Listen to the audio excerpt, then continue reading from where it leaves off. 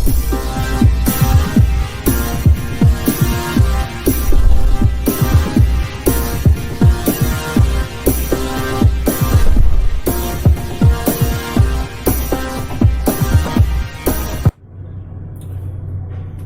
दोस्तों, मैं निर्मल सर और आपके YouTube चैनल सक्सेस मंत्रा क्लासेस में आप लोगों का स्वागत है। आज हम एक नए टॉपिक लेके आपके सामने आए हैं और वो टॉपिक है उत्तर वैदिक काल। और हम उत्तर वैदिक काल के बारे में इनके समाज, इनका अर्थव्यवस्था, इनका धार्मिक और सांस्कृतिक रीति रिवाज के बारे में चर्चा करेंगे। तो सबसे पहले देखते हैं उत्तर वैदिक काल के समाज।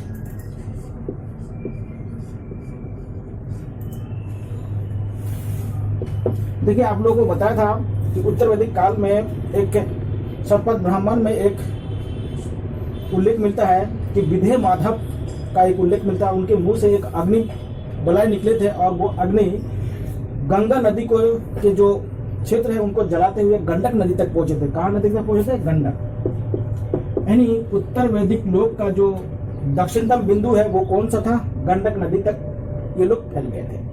और अब जो आर्य लोग हैं सिंधु घाटी को छोड़ के गंगा घाटी में पहुंच गए थे। और गंगा घाटी आपको पता था कि ये सिंधु नदी घाटी के अपेक्षा ज्यादा उपजाऊ भूमि है, क्योंकि गंगा और यमुना नदी के जो आसपास के क्षेत्र हैं ये प्रतिवर्ष बाढ़ के माध्यम से यहाँ पर उपजाऊ मिट्टी आते थे और जिससे यहाँ पे कृषि अच्छी होती थी। दूसरी बात, इसी समय में आप लोगों को बताया था कि 900 BC के आसपास पहली बार लोहे की खोज हुई थी और लोहे की जो औजार पाया गया था, यानी कुल्हाड़ी पाया गया है, वो है अतरंजी खेड़ा से पाया गया था। अब देखिएगा, आर्य लोग क्या है, लोहे के जो औजार है उससे क्या गहरी जुताई करना शुरू कर दिया और गंगा नदी में जो पेड़ पौधे थे, जंगल था, उनको काट कर इन्होंने साफ कर दिया। अब पेड़ पौधे को या जो जंगल को साफ करने से क्या होगा, नदी यहाँ पे उपजाऊ ज्यादा हो गया और ये उपजाऊ भूमि होने के कारण अब क्या है, समाज में कृषि का महत्व पशुपालन से बढ़ने लगा। अब जब कृषि का महत्व समाज में बढ़ने लगे तभी क्या हुआ, समाज में भी बहुत सारे परिवर्तन हुआ। अब देखिए, पहला परिवर्तन हुआ कि अब कबीलाई समाज क्या है, स्थायी निवासी वाला समाज बन गया। अब समाज कैसा बन गया? स्थायी निवासी। अब लोग क्या है, एक जगह पे घर बना के रहने लगे, यानी गांव का बड़े पैमाने पे गांव का विकास हुआ, यानी स्थायी निवासी बन गया। आज लोग अब कैसे बन गए? स्थायी निवासी बन गए। अब देखिए, स्थायी निवासी के साथ साथ कृषि बड़े पैमाने पर होने लगे। जब कृषि बड़े पैमाने पे होने लगे तो क्या है, कृषि अधिशेष प्राप्त होने लगे। क्या होने लगे? कृषि अधिशेष। अब ये बात है कि कृषि अधिशेष होता क्या है, देखिए समझिए पहले कृषि अधिशेष क्या होता है। मान लेते हैं एक गांव में 100 लोग रहते हैं और 100 लोगों को एक साल में खाने के लिए 50 कुंटल अनाज की आवश्यकता है। अगर जमीन से, अगर उन गांव के पास जितना जमीन है उनसे अगर एक साल में 50 कुंटल अनाज उत्पन्न होंगे तो उनका कृषि अधिशेष न होने, जितना अनाज पैदा हो रहा है उतना क्या खपत हो जा रहा है। अब देखिएगा, इस गांव में अगर 50 कुंटल की जगह पे 80 कुंटल अनाज होने लगे तो क्या होगा कि 30 कुंटल ज्यादा अनाज पैदा होने लगे। और ये जो 30 कुंटल अनाज है इसी को क्या कहा जाता है? कृषि अधिशेष कहा जाता है। अब क्या होगा, जब ये कृषि अधिशेष पैदा होगा तो कुछ लोग क्या है, कृषि से अलग दूसरा कार्य करने में लग जाएंगे, यानी कृषि से दूसरा कार्य करने लगेंगे, जैसे शिल्प वगैरह का विकास करने लगेंगे। दूसरी बात, जब कृषि से अलग कार्य होने लगेंगे क्या विचारधाराओं में परिवर्तन होगा। अब लोग क्या होगा, उनके पास स्थायी संपत्ति, कृषि अधिशेष क्या है, एक स्थायी संपत्ति बनने लगेंगे। ऐसा संपत्ति हो जाएगा, स्थायी संपत्ति। और स्थायी संपत्ति होने से क्या है, समाज में जो महिलाओं की स्थिति है वो कमजोर होने लगेगी। क्यों? क्योंकि अधिकांश जो कृषि है, कृषि कौन कर रहे हैं? पुरुष कर रहे हैं। अब जब पुरुष कृषि कर रहे हैं तो ये कृषि का अधिशेष किनको प्राप्त होगा? पुरुष को प्राप्त होगा। और पुरुष को पास क्या होने लगेंगे? स्थायी संपत्ति होने लगेंगे। अब स्थायी संपत्ति जब होने लगेंगे तो पुरुष क्या होंगे? समाज में महत्वपूर्ण स्थान पे आ जाएंगे। अब जब पुरुष समाज में महत्वपूर्ण स्थान पे आ जाएंगे तो स्त्रियों की स्थिति क्या होगा? अब कमजोर होने लगेगी। अब देखिए समाज में स्त्रियों की स्थिति क्या है? कमजोर। अब देखिए कैसे कैसे जगह पे उनको कमजोर होता है उनको देखते हैं। अब देखते हैं स्त्रियों की स्थिति समाज में कैसा है।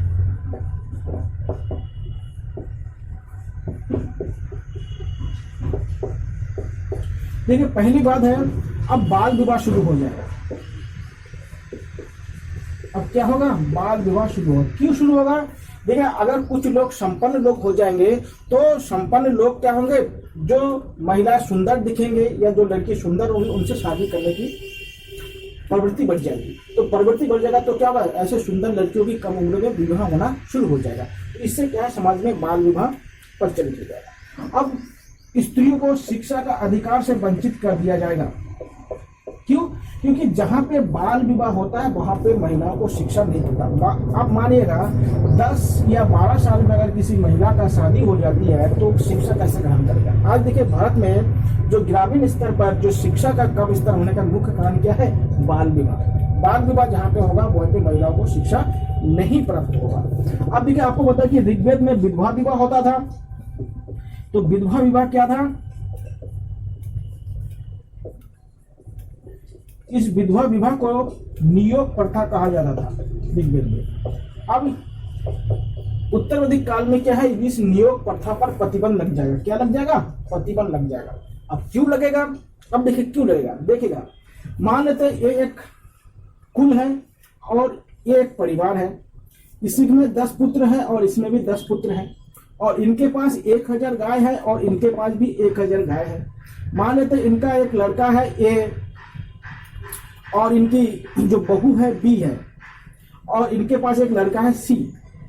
अगर मान लेते हैं कि इनका लड़के का किसी भी कारण से मृत्यु हो जाता है, तो अगर इनके पास 10 लड़के हैं तो प्रत्येक लड़के को कितना गाय मिलेंगे? 100 गाय मिलेंगे। तो अगर मान ले एक की मृत्यु हो जाएगा, बी की शादी अगर इन सी से हो जाएगा तो ये 100 गाय किनको मिल जाएंगे? इस वाले परिवार को मिल जाएगा, यानी दूसरे नंबर पे वाले परिवार को, एक नंबर परिवार या दूसरे नंबर परिवार। अब देखिए इनके पास 1100 गाय हो जाएंगे और इनके पास 900 गाय होंगे। तो कोई भी परिवार नहीं चाहता कि उनके संपत्ति में कमी हो। तो जब संपत्ति में कमी ना चाहते होंगे तभी क्या होंगे, ये विधवा विवाह को क्या कर देंगे, समाप्त कर देंगे। ठीक है, और नियोग प्रथा को समाप्त कर देंगे। लेकिन इसके जगह पर एक 2 प्रकार के नए विवाह के बारे में हमें मालूम चलता है, जिसे कहते हैं अनुलोम विवाह और प्रतिलोम विवाह। अब देखते हैं कि अनुलोम विवाह और प्रतिलोम विवाह क्या होता है। देखिए अनुलोम विवाह,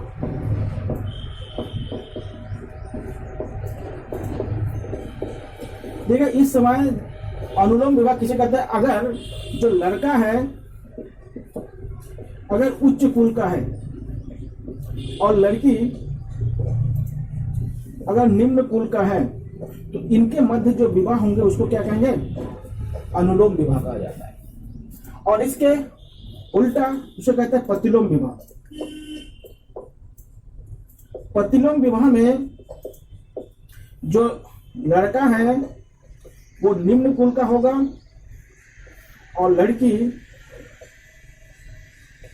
उच्च कुल का। देखिए भारत में जितने भी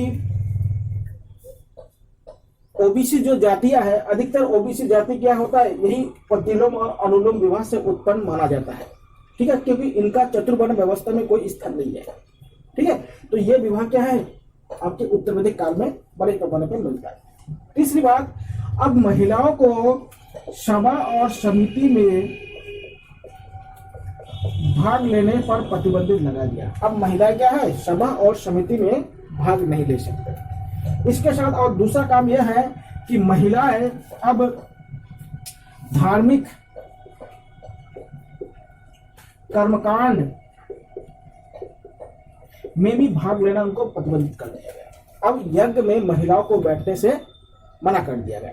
महिलाओं को भी क्या है, निम्न दर्जा दिया गया है। ठीक है, महिलाओं को निम्न दर्जा दिया गया है। तीसरी बात है, इस समय जो वर्ण व्यवस्था है, वर्ण व्यवस्था है जन्म के आधार पर बन गया है। आप लोग को मालूम है कि ऋग्वैदिक काल में जो वर्ण व्यवस्था था वो क्या, कर्म के आधार पर था।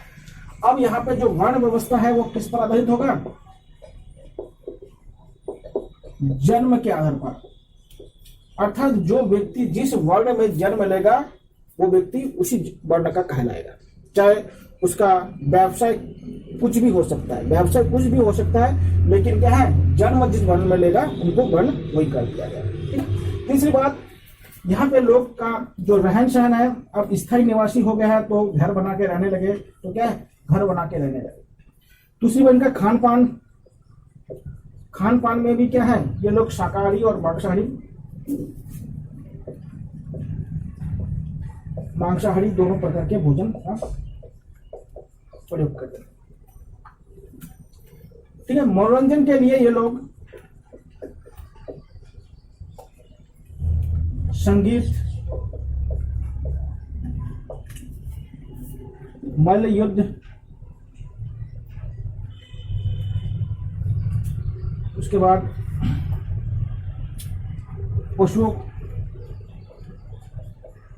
पशुओं का युद्ध आदि से ये लोग मनोरंजन करते थे। देखिए अभी भी क्या है, उत्तर वैदिक काल के जो स्त्री पुरुष दोनों क्या था, विभिन्न प्रकार के गहनों का प्रयोग करते थे। और ये लोग अधिकतर गहने जो हाथी दांत या हड्डियों या जो लोहे या तांबे के बने होते थे, इन धातुओं के से क्या है ये लोग आभूषण के रूप में ये लोग इस्तेमाल करते थे। तो इस प्रकार से इस समय के समाज के बारे में ये जानकारी हमें प्राप्त होता है। अब देखते हैं समाज के बाद यहाँ का अर्थव्यवस्था के बारे में हम देखते हैं।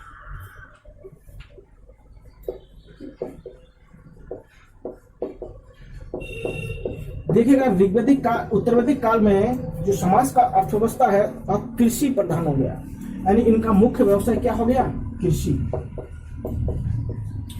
कृषि के साथ साथ ये लोग पशुपालन भी करते थे, क्योंकि बिना पशु के उस समय कृषि क्या था, असंभव था। आजकल की तरह मशीनी यंत्र नहीं था, इसलिए कृषि अधिकतर क्या था, पशुओं से किया जाता था। ठीक है, दूसरी बात है कृषि बड़े पैमाने पर होने लगे, तो कृषि जब बड़े पैमाने पर होने लगे तो कृषि अधिशेष प्राप्त होने लगे,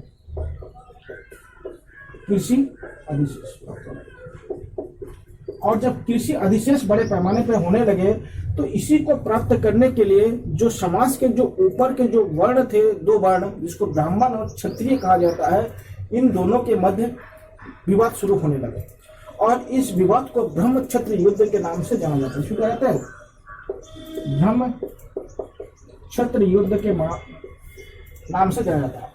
इस युद्ध का मतलब है कि जो ये कृषि अधिशेष है इन्हें किन्हें प्राप्त होना चाहिए। देखिए ब्राह्मण कहते कि हम ज्ञान के आधार पर श्रेष्ठ है, इसलिए कृषि अधिशेष हमें प्राप्त होना चाहिए। क्षत्रियों का मानना था कि हम बल के आधार पर महान है, यानी शक्तिशाली है, इसलिए क्या है, कृषि अधिशेष हमें प्राप्त होना चाहिए।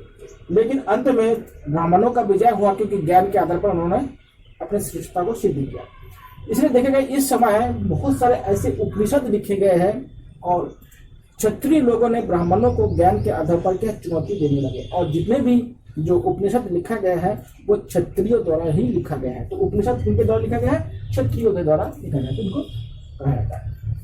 अब देखिएगा जब कृषि अधिशेष होगा तो क्या है, अब भू राजस्व प्राप्त होने लगेंगे।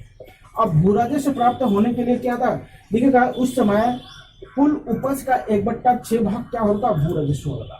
यानी किसान या कृषक जितना उपजाऊ करते थे उनका 1/6 क्या होता, राजा को देना होता। अब क्या है, अब स्वेच्छा नहीं रह गया, अब जबरदस्ती लेने लगे। क्यों, क्योंकि अब स्थायी नौकरशाही शुरू हो गया है। ठीक है, अब स्थायी नौकरशाही शुरू हुआ है। और देखिए भूमि को प्राप्त करने के लिए इस समय बड़े बड़े यज्ञ करना शुरू हो गए। देखिए यज्ञ को धार्मिक कर्मकांड की अपेक्षा आर्थिक कर्मकांड ज्यादा माना जाता है। आप लोगों ने सुना होगा अश्वमेध यज्ञ। देखिएगा जो अश्वमेध यज्ञ है इसमें घोड़ा छोड़ा जाता था और घोड़े जिन जिन क्षेत्रों में जाता था उन क्षेत्र राजा का क्षेत्र अधिकार में आ जाएगा। अब एक बात आप लोग जानते होंगे कि घोड़े ऐसे जगह पे जाएंगे जहाँ पे हरियाली होगा। हरियाली का मतलब कि उस समय का उपजाऊ भूमि। तो घोड़े क्या होता है, उपजाऊ भूमि में जाएगा और राजा चाहता था कि जो आसपास के उपजाऊ भूमि है वो उनके राज्य क्षेत्र में जुड़ जाए। तो अश्वमेध यज्ञ का मेन उद्देश्य क्या है, भूमि को प्राप्त करना। इनका मेन उद्देश्य क्या है, भूमि को प्राप्त करना। आप देखेगा भूमि को प्राप्त करना। अब जो राजा है वो पशु के अपेक्षा भूमि को प्राप्त करने के लिए ज्यादा शक्तिशाली होने लगे। इसके बाद देखिए दूसरे प्रकार के यज्ञ है जिसे सोम यज्ञ कहते हैं। सोम यज्ञ के माध्यम से जो राजा है वो अपने आप को ज्यादा शक्तिशाली सिद्ध करने का प्रयास करता है। तो सोम यज्ञ, उसके बाद राष्ट्रीय यज्ञ। राष्ट्रीय यज्ञ हमेशा क्या होता था, जब कोई राजकुमार राज अभिषेक करता था उस समय क्या होता है, राष्ट्रीय यज्ञ किया जाता था। तो इस समय यज्ञ की महत्व बढ़ गया है।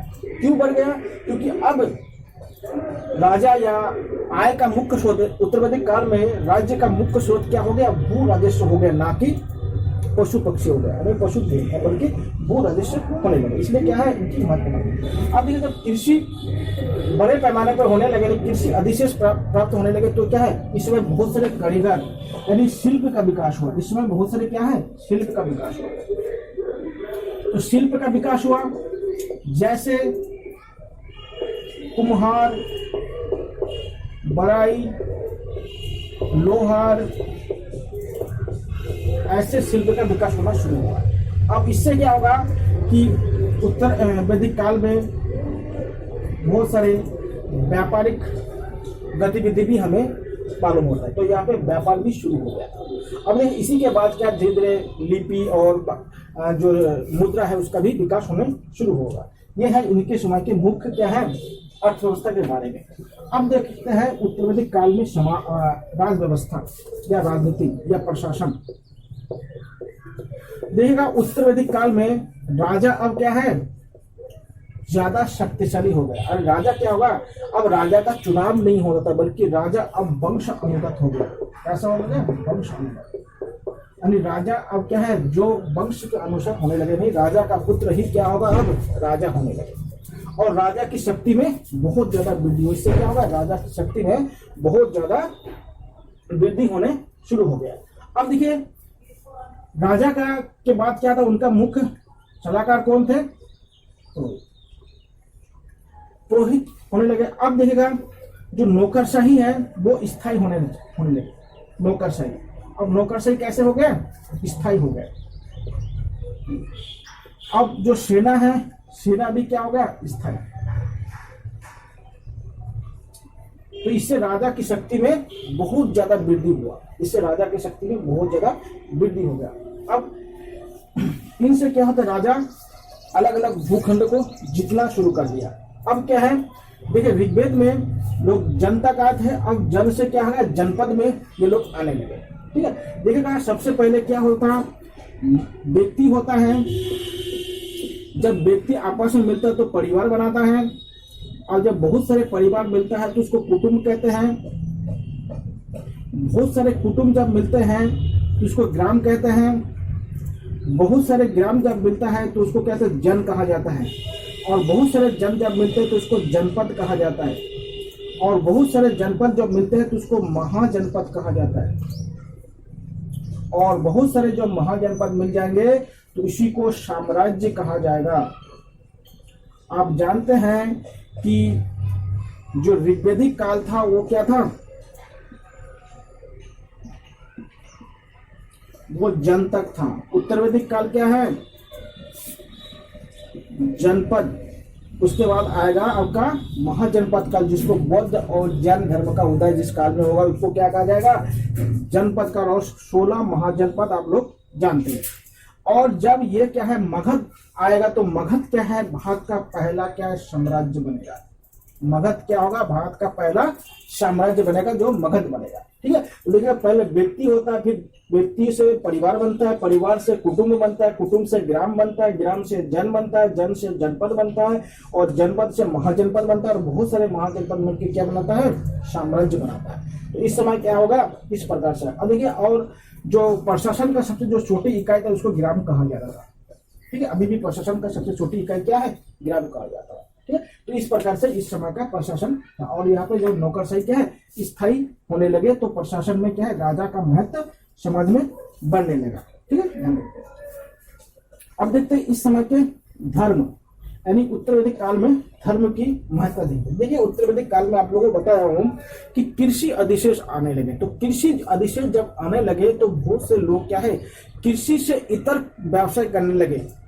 जब कृषि से इतर व्यवसाय करने लगे तब क्या होगा, कुछ लोग बैठ के यानी आपस में विचारधारा बनने लगे। और विचारधारा बनने लगे तो हर कोई व्यक्ति सुख की तलाश में आगे बढ़ने लगे। और सुख की अवधारणा करने के लिए इस समय में एक नया व्यवस्था है जिसे कहते हैं स्वर्ग की अवधारणा, या स्वर्ग जिसे कहते हैं, या इसको मोक्ष कह सकते हैं। यह मोक्ष प्राप्ति करने के लिए ये लोग कामना करना शुरू कर। देखिए ऋग्वैदिक काल में क्या है, लोग मोक्ष की कामना नहीं करते, बल्कि इस काल में अब स्वर्ग या मोक्ष की कामना करने लगे कि अच्छा काम करेंगे, स्वर्ग में जाएंगे या मोक्ष प्राप्त होंगे तो वहां पे अच्छे अच्छे चीज मिलेंगे, खाने को मिलेंगे, रहने को मिलेंगे, बहुत सारी चीज आनंद मिलेगा। ठीक है, इसलिए इस समय क्या है, अब ऋग्वैदिक जो देवता थे उनके महत्व कम हो गए हैं। अब देखिए जो भी देवता आएंगे वो अलौकिक देवता के बारे में बात किया गया। यानी उत्तरवैदिक काल में कैसे देवता है, अलौकिक देवता है जिनको दिखाई नहीं देता है, और इनमें मुख्यतः कौन है, त्रिदेव। अब त्रिदेव की कल्पना शुरू हो गई। त्रिदेव मतलब विष्णु, ब्रह्मा और शिव, इनको त्रिदेव कहा जाता है। और देखिएगा अभी तक ऐसे कोई व्यक्ति नहीं है, जिन्होंने इन देवताओं को स्वयं अपने आंखों से देखा हो, स्वयं अपने आंखों से देखा है। ठीक है, इसीलिए देखिएगा क्या होता है, इनको अलौकिक देवता कहते हैं। कैसे देवता है ये लोग, अलौकिक देवता है। ठीक है, इसलिए इन लोगों को अभी तक किसी ने नहीं देखा है, इसलिए इनको अलौकिक देवता कहा जाता है और इनसे स्वर्ग की कल्पना माना जाता है। ठीक है, इसलिए क्या होगा, अब देखिए स्वर्ग की कल्पना या मोक्ष की कल्पना शुरू हुआ, उनको अदृश्य देवता या अलौकिक देवता कहा जाता है, स्वर्ग की अवधारणा शुरू हुआ। और समाज में यज्ञ की महत्ता बढ़ने लगा। अब यज्ञ में पशु बलि भी होने लगे। कैसे होने लगे, पशु बलि। और यज्ञ में बड़े पैमाने पे दान दक्षिणा देने लगे। बड़े पैमाने में क्या होने लगे, दान दक्षिणा देने लगे। इससे क्या है, जो पुरोहित वर्ग है वो धन धन्य से क्या होता है, संपन्न होने लगे, और समाज में क्या है, उनकी महत्ता क्या दिनों दिन बढ़ती गई। ठीक है, तो आप देखिएगा कि जो धर्म है उनमें भी क्या है, परिवर्तन हो गया। ठीक है, और मोक्ष की परिकल्पना आ गई है। और अब क्या है, कर्म पर ज्यादा बल देने लगे कि जो जैसे कर्म करेगा उनका क्या अगला जन्म प्राप्त होगा। ठीक है, तो दोस्तों यही था क्या वैदिक उत्तर वैदिक काल के बारे में आप लोगों को बारे में। ठीक है, थैंक यू।